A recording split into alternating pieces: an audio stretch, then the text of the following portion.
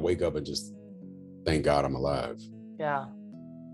Because I didn't have to be, because I've been through the fire. Welcome back to the Happiness in Progress podcast. I'm your host, Danielle Craig. I'm an Emmy award-winning journalist, a mom, wife, and you know what I like to say, just a person looking for more joy in the everyday. This podcast is brought to you by the Mail Tribune. You can find more podcasts at mailtribune.com. Before we get started, I want to remind you to please rate this podcast if you have not yet already done so. It helps me stay up in the search results for wellness podcasts, and I thank you for doing it. Okay, let's get to today's interview. Today, you're going to be hearing from Carlos Spann. He's an old friend of mine. We worked together in news in Las Vegas, and I'm so excited to have him on and share his story. He's a photojournalist who was just inducted into the Nevada Broadcasters Hall of Fame in October 2021. During his career in news at just 33 years old, he was diagnosed with multiple sclerosis. He's also a divorced man with a 6-year-old son now living in Atlanta, Georgia. In this conversation, we talk about what it was like to get that MS diagnosis. We talk about what keeps him going with a hopeful attitude rather than one of hopelessness. We also talk about the miracles he received when he needed the push to keep going just one day at a time, and how he's remained positive with MS and through a very difficult year. There's that and a lot more. So let's get to it.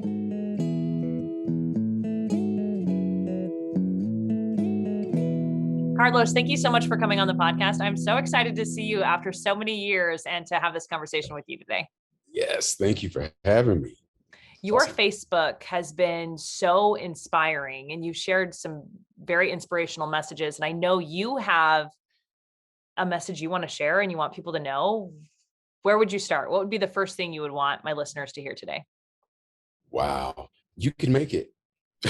I know that sounds cliche, but dear God, you can make it. Oh my gosh, I'm a witness, because I didn't think I could make it for a while. Several times I didn't think I could make it. Tell me about when you were in that despair of thinking you couldn't make it and what got you out of that. For instance, 2009, I remember waking up one morning and something was wrong with my left eye.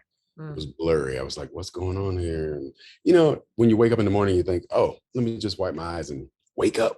Yeah. But I wiped my eyes and it still felt the same. Went to the bathroom, threw some water on it. Still felt the same. What was happening? Blah.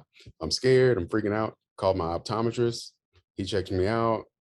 He says, I can't find anything wrong, so I'm going to send you to an ophthalmologist. The ophthalmologist scans me, does all this stuff. I can't see anything wrong with your eye, but I'm going to send you to this neuro-ophthalmologist. Long story short. And then my regular doctor visit, blah, blah, blah. And a neurologist said, you have multiple sclerosis. And I said, what? What is that? I didn't even know what it was. I didn't know anything about it. I mean, I had heard that Richard Pryor had it and he died. And I was like, oh my God, I'm going to die. That's what I thought. It was like so much negative stuff that I thought until I got in front of the right people and read the right books. Oh, and I figured out that I could live. Yeah. Another long story short, I ended up at the Mayo Clinic in Arizona, talked to a neurologist there, and he said, you can live. You don't have to die. And it was the most powerful thing he could have told me, because I said, you know what? I can. Yeah. And I'll do it. Even though it was a long process. I still didn't know what I was doing, but I somehow did it. And here I am. I'm still alive. Yeah. I love that. You can live. Tell me about the fear that you have. Maybe if you didn't know exactly what MS entailed immediately, once you start, I know what it's like to get on Google and go down a searching hole and getting really afraid. Yes. Tell me about that fear that you went through as you learned about what MS entailed. Yeah. And speaking of that, like, I did go down the rabbit hole of this is what MS can do to you. You can lose your mind. I mean, you can lose your memory. You can lose. I have slight little memory things, but not like losing my memory. Yeah. You can lose your ability to use your eyes, your ear, you can lose your hearing, you can lose your mobility, your hands can stop moving, your arms, your legs. And that freaked me out. Mm-hmm. Oh my goodness. I was in a depression. I was like, I mean, Because it you're was in your all, early 30s at that time, right? yes. I was Oh, like 33. oh my And gosh. and I was like, I mean, it was almost like my life flashed before my eyes in a slower sense, because I was like, all the things I want to do and all the things that I've done, it just kind of went through my head, like boom, boom, boom, boom, boom. Am I going to be able to do that? And I kind of, my son was not born at that time, but I was like, am I going to be able to have kids? I don't know. Yeah. And now I have a 6-year-old son. Yes, we have kids. Yeah. So tell me the turning point in your mindset from fear to, like having that conversation with the doctor, you can live. Mhm. Wow, it was a book that I found. In fact, my neurologist that I talked to that time, he told me about this book by this gentleman named Dr. Swank. I can't remember his first name. Dr. Mhm. Swank. He wrote, I think, like in the 80s or something, the multiple sclerosis diet Mhm. is what he called it, I believe, the name of the book. And he talked about how, saturated fats seem to be related to your ability or your lack of ability when it comes to multiple sclerosis. Mhm. So I started following generally what he was saying in the book, eating more fish, more vegetables, less beef. Mhm. Nothing against, the beef industry or anything, but I mean, that was my choice. I just chose, I'm going to eat more fish. And so then at that point, I actually stopped eating beef and chicken, Mm. started eating fish and seafood kind of things. I was pescatarian for Yeah. a long time. And I had lost some weight and stuff and then like gained it back, but I was still eating fish, that kind of thing. And that seems to have not made all the symptoms go away, but it seemed to make it more tolerable. Yeah. Like I was like, oh, I can deal with this. I'm still, kicking it. The heat bothered me. We were in Las Vegas. It was Right. like a Las million Vegas would have been degrees. rough. Yeah. Yeah, it was rough. But and I would have these things called relapses during the summer sometimes, as we were in the TV news business. So I'm out in the middle of the sun, in the middle of the day. It's like a million 4 hours degrees. sometimes. Yeah. Oh my goodness. It'd be like a standoff and whatever. And I would be sick the next day. Oh my gosh. Um, but it didn't make my legs stop working. It Yeah. would make my legs tingle, Mm. but not like stop working. And through my regular MRIs and all that stuff, they were finding out that there was no progression of MS. Mm. Like the lesions that they have found, I can't remember exactly how many they found originally. That number has not changed. Even Mm. today, that number has Wow. not changed. Wow. And today I'm in way better shape than I was then, because I went through some other things Yeah. that Right. caused some other things, positive things to happen eventually, Mhm. not initially. What are some, so you mentioned a couple of the symptoms. What are some of the symptoms that you live with? Is it daily or when you have these relapses? Yeah. Funny thing about me, I don't know if I'm chosen or what, but I don't have a ton of symptoms. Amazing. My eye is still blurry from that day that I woke up and was freaking out, even though it's less blurry than it was. Like Mhm. that one day when I found out, that my eye is blurry or whatever, I went outside and specifically looked at the sun to see what's going on here. Maybe the sun can clear it up. Nope. My eye was still blurry, like severely blurry. And it was only for like 2 seconds. But I'm thinking about how many news yeah. stories I've done. You probably Oh, witnessed these news stories. I Do know. not look at the Do sun. not look at the sun. It may as well have been an eclipse or something. But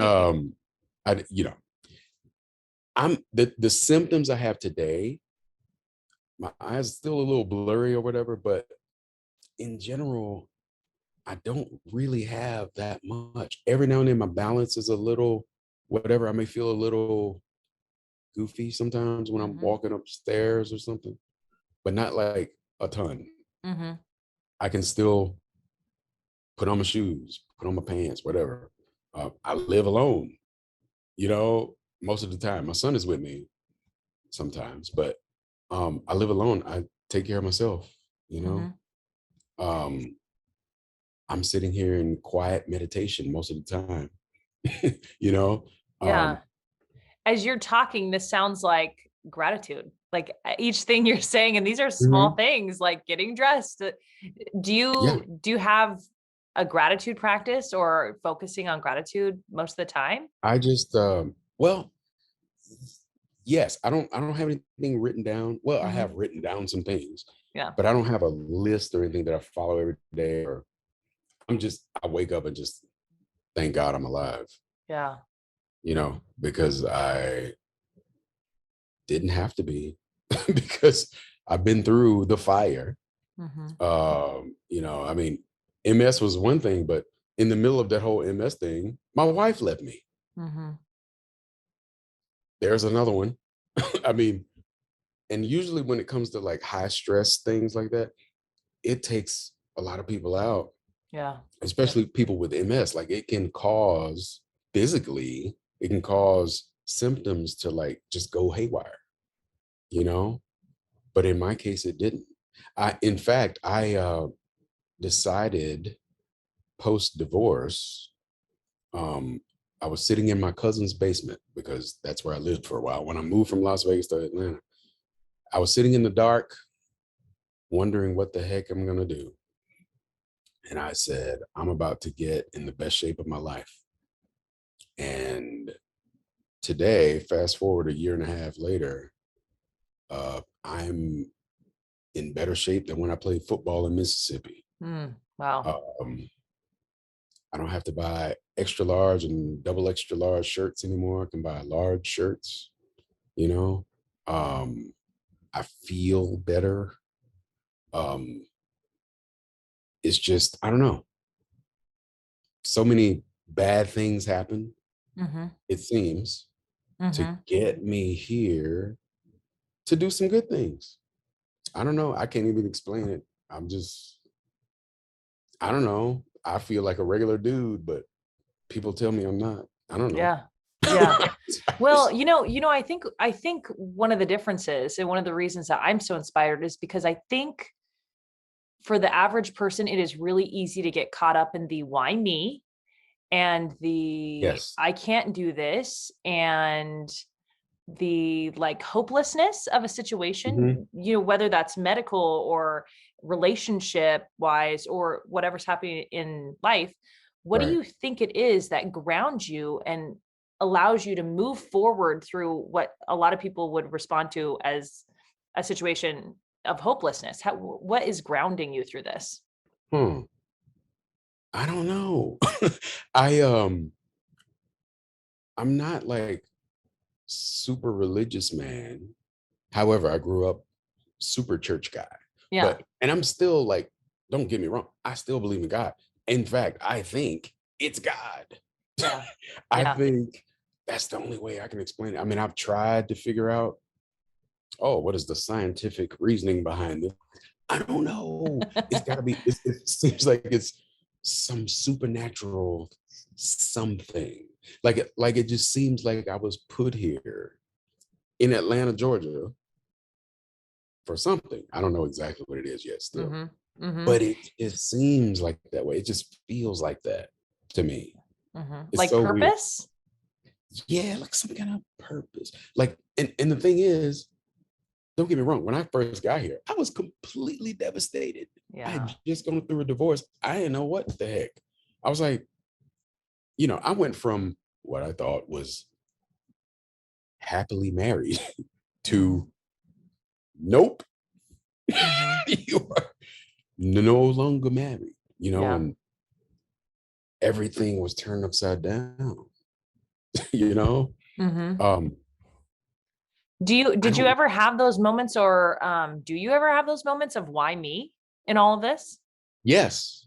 There was a time last year, I mean, most of 2021, I said, why me? Mm-hmm. What the heck is going on here? Why did you choose me to come over here for this stuff? Why did my life have to be topsy-turvy now? Why? Mm-hmm. Yes. Oh, I asked many, many times. How do you move forward through that? Um, People kept telling me, and I'm talking about all walks of life. My parents, friends, family members, random people on the street, one day at a time. Hmm. I'm talking about random people that I've never seen before, who I've never seen since, have come to me while I'm on a crime scene shooting video out of nowhere.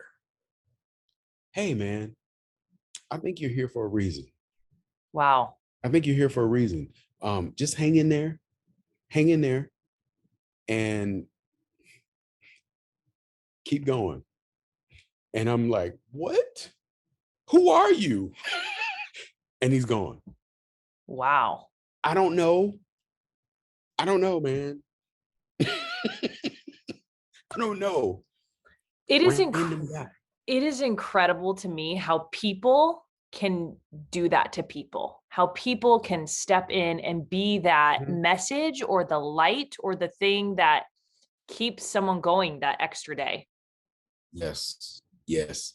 There was one time here in Atlanta doing news, because at the Atlanta news uh business news industry over here or whatever is very run and gun and Yeah. very breaking news. Oh, crime tape and police cars. Okay. And one night I was feeling absolutely down. I was like, why am I here on this crazy mission that I'm on? I suppose. I don't know. I was so upset that day. And I turned the van, looked over, and there was a sign on a building, like a strip mall or something, that Mm-hmm. said, everything will be okay. Everything will be okay. And I said, you got to be kidding me. What? It said, everything will be okay. And Okay, I for sat people there. watching on YouTube, I screenshotted this from There Carlos's it is. Facebook page. There it is. That's exactly what I saw. And I sat in that parking lot and cried like a baby. From where you were at that time and where you were taking it day at a time, and you were getting like these messages at a strip Mhm. mall and from random strangers to where you are now, what would you tell Carlos from back then when you're just taking one step at a time from where you are now? Dude, trust me. Take it one step at a time. Trust me. Like, don't do anything crazy. Don't do anything drastic. Because there was a time I wanted to like cut tires and stuff. I wanted to like throw phone books at people. You know what I mean? Mhm. But something told me, don't do it. Don't do Yeah. anything. In fact, you know, one of my cousins, she has been like my therapist. I've had many therapists since then, since this Mhm. whole thing. But like my cousin should have been a therapist, I believe. But anyway, she has helped me through a lot of things like this, including this. And she would always tell me, hang in there, one day at a time. I promise you, tables will turn somehow. Things Mhm. will start to work in your favor. Mhm. And I'm telling you, it's like supernatural. That's why I say it's got to be God. Mhm. Mhm. I think you're a God level stuff is what you write a lot on Facebook. Yeah, This is God God level level. stuff. I mean, yeah, I use that term a lot because that's the only way I can explain it. I mean, I've tried to be scientific.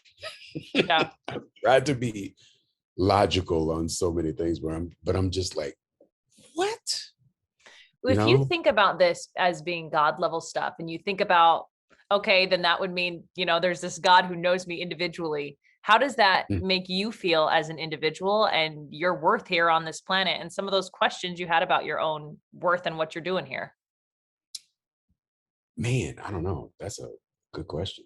It just makes me humble, Mm-hmm. I suppose. It just makes me go, whoa, thank you. Yeah. You know, Yeah. I'm because I don't have any special powers. I mean, I have a pretty strong intuition, but that's not like what fixed me here, Yeah. you know. Mm-hmm. And I'm still a work in progress.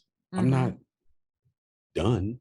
I mean, I Yeah. just finished working out, slinging dumbbells right there, because I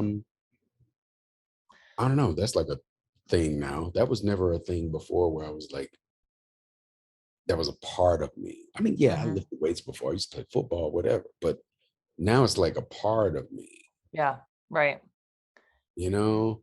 Running sprints is my main thing. That's a part of me when it's not raining, but it rains so much in this town. And in the humidity, right? Oh my goodness, the humidity. But it's So raining right now. your skin's probably better than it was in Vegas, right? Yeah, yeah. There's Y'all that. dry. Yeah, that Vegas Yeah, heat is not good for the skin. I know. So what have you learned about yourself through all of this? Your ability to persevere. Whoa. I trust myself more than I did before. Mm, Like I mentioned intuition, like the gut feeling and all that stuff. I I believe in that a whole lot more. mhm, And I've been told many times over the past year and a half, just go with the flow.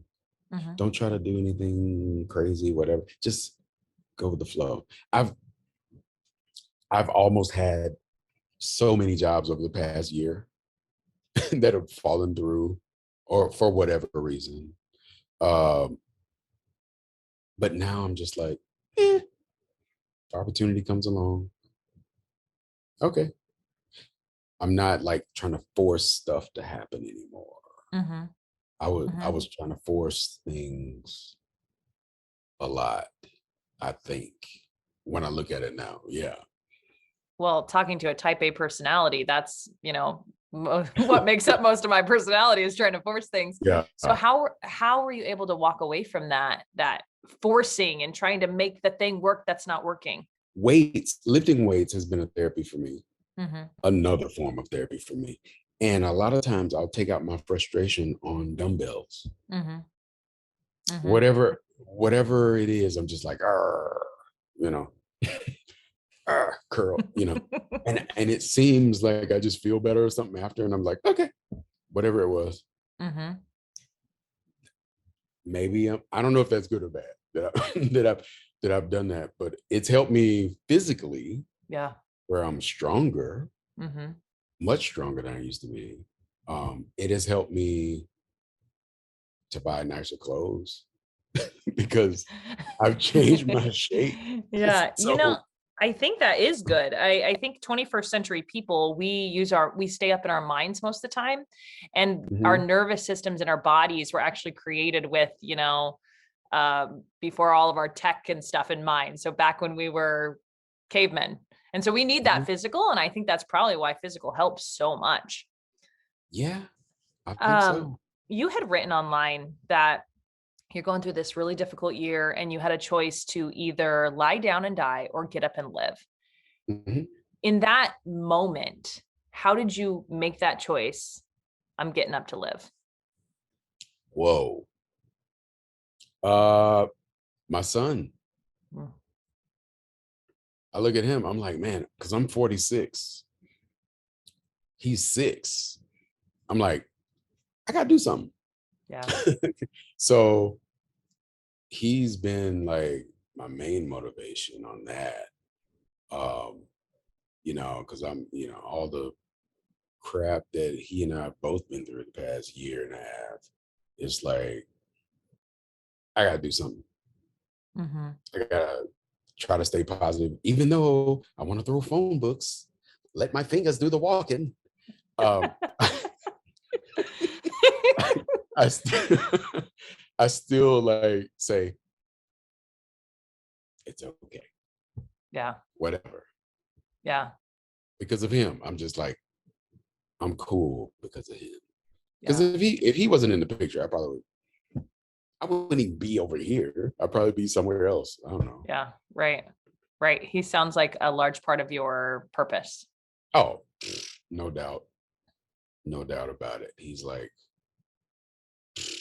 everything. If someone's listening and they're in that spot of lay down and die or get up and live, what Mhm. would your advice be to them to get up and live? Uh, think about, even if you don't do it for you, think about somebody you care about, you know, Mm-hmm. think about them. Do it for them. Even do it for one day for them.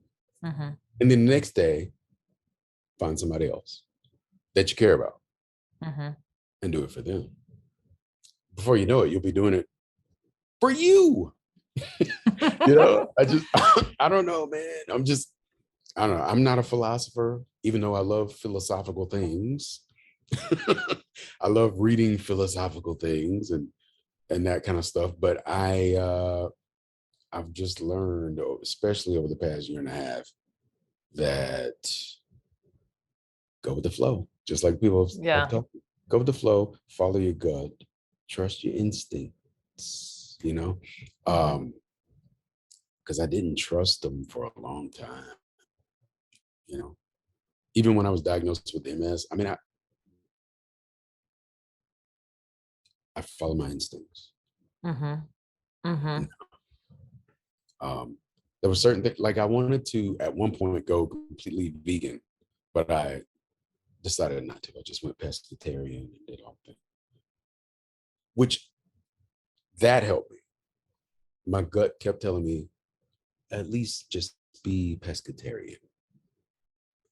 And I did it, and it helped. Yeah.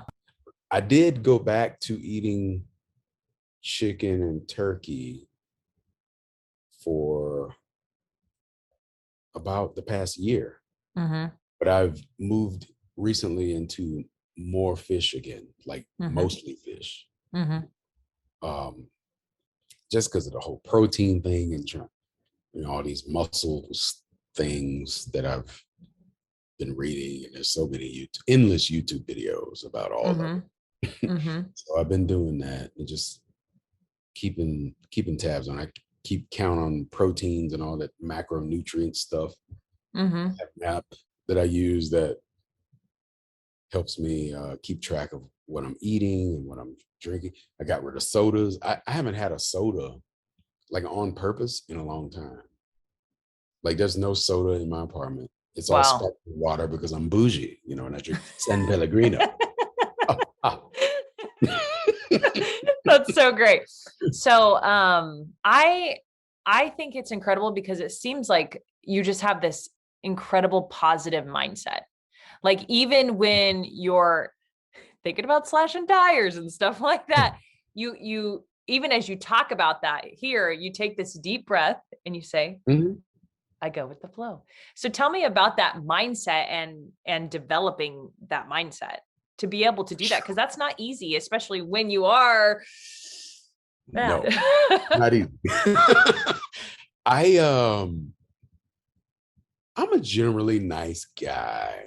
Hmm. Even when people do me wrong, I still try to be cool, you Hmm. know. But I man, I don't know. That has been very difficult to where I've wanted to throw phone books and stuff, but still chose the positive side, to go the positive route, positive path. I don't know what exactly has kept me from slashing tires. I mean, this is the God level stuff that I talk about where something beyond me has helped me. Hmm. You Hmm. know, I because if it was just me, I don't know if it would be that cool. Hmm. Yeah. If it was just me, there'd probably be some like swords and shields involved. You know, Yeah. You wrote on Facebook and I identified with this so much. You were talking about how when you're on the scene of whatever it is and someone Mhm. says they're going to forgive like the killer of someone they love And I have always had the same reaction as you, Mhm. like, what? Do not forgive that person. They don't deserve it. They're out of their minds. That they should not have done that. Maybe mine's a little more dramatic than yours, but but we Yeah. both kind of had that same thought. What Mhm. have you learned about forgiveness Mhm. through all of this? I think forgiveness must be part of the not throwing the phone books and slashing the tires and being able to Oh man. stay cool. Yeah, that took a while because I was like, no. For a long time, I was like, oh, I will not forgive anyone, Yeah. And I read books and I've read articles, and people have sent me video clips or whatever about forgiveness that has said forgiveness is not for them. Forgiveness is for you. Hmm. I was like, what? And it was like, not because, oh, you want to elevate that person or those people, but it's because you want to elevate yourself. Hmm. You want to be free. You want to stop thinking about that stuff, Hmm. thinking about what they did to you. It might be hard to do. In fact, yes, it is hard to do. I mean, it took me a while. I don't even know if I'm 100% forgiving people or not right now. I don't know. Maybe I'm at 97. You know what I mean? Yeah. Yeah. I think it's so much of a practice. And it's just I talked to a mother at the very beginning of this podcast when I first started it several years ago, a mom who Mhm. lost her daughter in the Sandy Hook shooting. And she talked Ooh, about forgiving that shooter. And that is what changed my opinion on forgiveness, because she yeah. also said it ebbs and flows. You might be feeling more forgiving one day than the next day. And I think that just comes back Yes. to, we're human, it's a practice, and we're not just going to like be able to shut the door on someone who did something terrible to Yes. us and be like, yeah, you're forgiven for life. Man. In Because it's fact, hard. I think the book that I read, one of the books I read about forgiveness, it had several stories in there. Hmm. And I believe one of those stories was the lady you're talking about. Yeah. Yeah. And I was like, what? I still haven't forgiven Yeah, that girl who was rude to me. exactly. I was just in Walmart, like Yeah. throwing shopping carts. But like, yeah, I, that blew me away. Because it's like, how can you forget that? Oh my Yeah. goodness. But Hmm. then I was like, okay, so I can forgive my little measly whatever, Yeah. When even though it's you not measly, but Right. It's not. And it's not measly. And that's the thing no. about being a human and going through this human experience. It's difficult. It's not easy. Right. Um, when you look at everything you've been through, how do you describe your growth and the person that you've become through all of this, from those early 30s, Hmm. getting diagnosed with MS, into where you are now? What Hmm. has the growth been like for you mentally, emotionally? Wow. I man, I don't even know. I'm just so blown away that I'm here. Yeah. Like, because I look back and go, how am I alive? Yeah. I've wondered that so many times. How am I alive? How am I still here? And that goes back to that God level thing, to where I must have been carried. Mm, That wow. must be it, because I don't see where I did anything special. That's what it seems like to me. Maybe I'm naive. I don't know, but it blows me away that I'm still here. Yeah. It's You know, incredible. Hmm. I'm like, dude, me? That's what I think sometimes. I'm just wow, I'm blown away sometimes. And I What do just you what do you want your son to know as he gets older and he goes through hard times in his life, which I know we want to protect our kids from the hard things that they have to go through, but when Mhm. he does go through hard things inevitably, what do you want him to know? Man, again, it sounds cliche. You can make it, kid. I'm telling you, if you just follow your gut, don't throw phone books, don't use swords and shields, unless, unless you have to. But like, you can make it. Yeah. You actually can. I mean, I haven't made it yet to where I want to be yet, but I'm making progress towards it. The right people showing up, I mean, to help me or whatever. I mean, just like I said, the guy out of nowhere at a crime scene telling me stuff. Yeah. That's New incredible. friends I've made at work, new, like, I don't know, just people. Yeah. Right Showing people up, show up. showing Yeah. up for you when you need them. The Yeah. last question I like to ask everyone is, what is your number one tip to finding more joy in the good, the bad, and the in between? Being grateful helps. It helps me. That's where I go back to the whole God level again. Like, because I think about, like, man, it can't be just me, because there's no way I would have thought of this. There's no way that I would have done this on my own. Trust your gut, follow your instinct. Yeah. I love talking about. We talk on this podcast a lot about having a gratitude practice, make sure you're writing the things down. But even talking to you here, that it doesn't have to be the writing it down so much as it's a way of life. It seems like it's a way of life for you to be grateful. I do have a vision board. That's awesome. Yeah, And I that's have some huge. things on there, some goals, and some of it has come true and freaked me out. What is going on here? Yeah.